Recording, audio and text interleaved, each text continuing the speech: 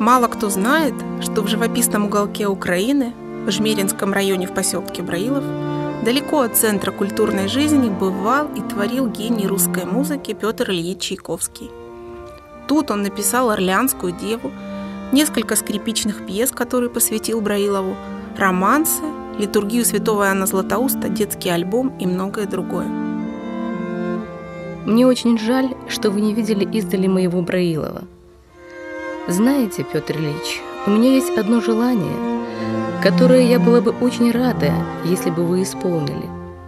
Это чтобы вы побывали в том месте, которое я так люблю, в которое я всегда стремлюсь сердцем, в котором есть для меня много дорогих, хотя и тяжелых воспоминаний, в нашем Браилове. Я испытал в Браилове столько самых чистых, светлых наслаждений. Я так много упивался прелестями здешней симпатичной природы.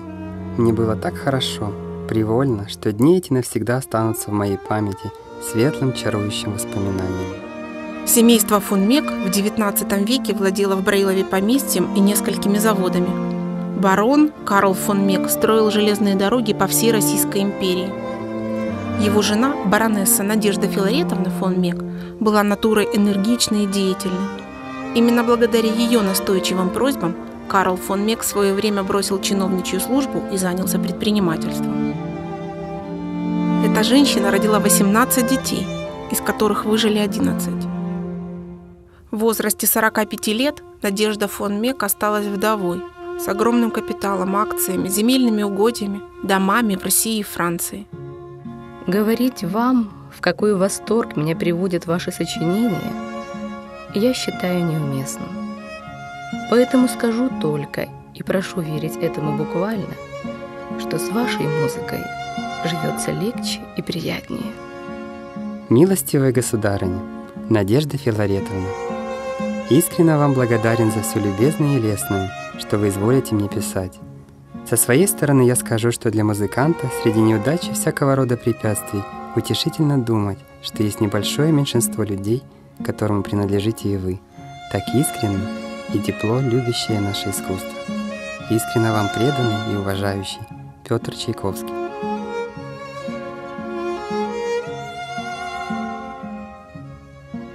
К тому моменту 36-летний Петр Ильич Чайковский был профессором Московской консерватории, автором 2 опер, балета и 3 симфоний. Его охотно принимали в лучших домах, им восхищались, но денег всегда не хватало.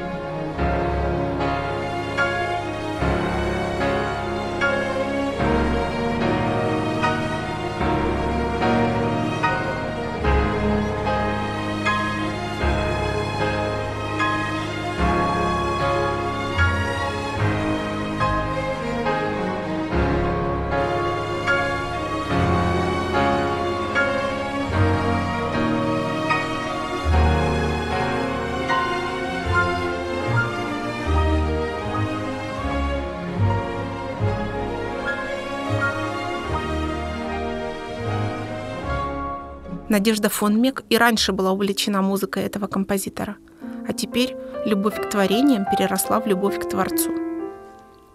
Они договорились никогда не встречаться.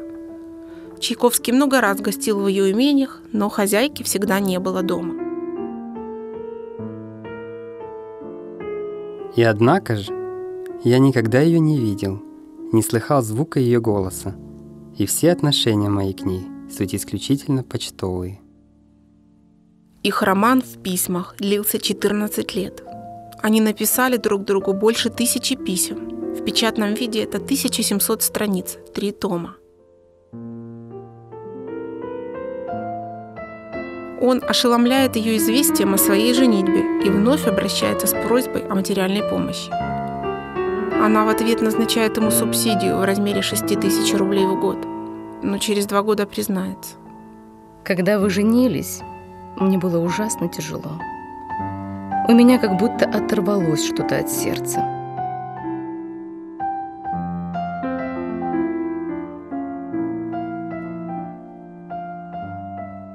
Она полюбила его так, как может любить лишь одинокая женщина на склоне лет.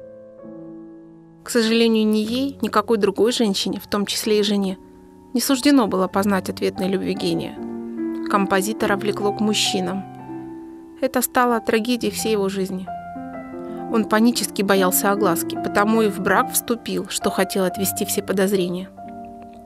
Последствия этого брака были поистине ужасающие. Жена моя сделала все возможное, чтобы угодить мне. Квартира уютна и мило устроена. Все чисто, ново и хорошо. Но я с ненавистью и злобой смотрю на все это. Я искал смерти. Мне казалось, что она единственный выход. И он бежит. Бежит от ненавистного ему брака.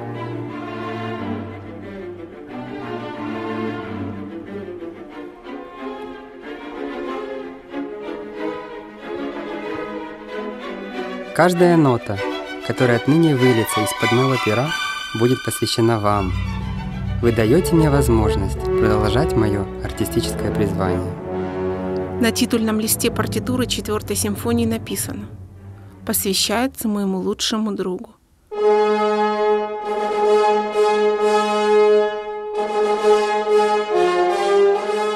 Надежда Филаретовна категорически отказывалась от того, чтобы было названо ее имя.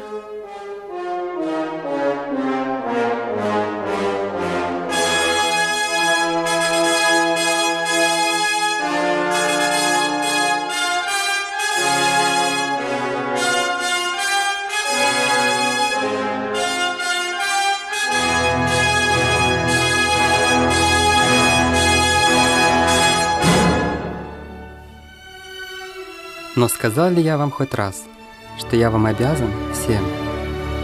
Но это еще не все. Я беспредельно люблю вас. Ваш Петр Чайковский.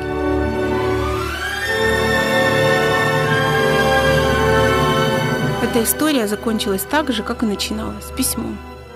13 лет спустя музыкант получил письмо, в котором его незримый друг сообщала о том, что она разорилась и вынуждена прекратить выплачивать субсидии.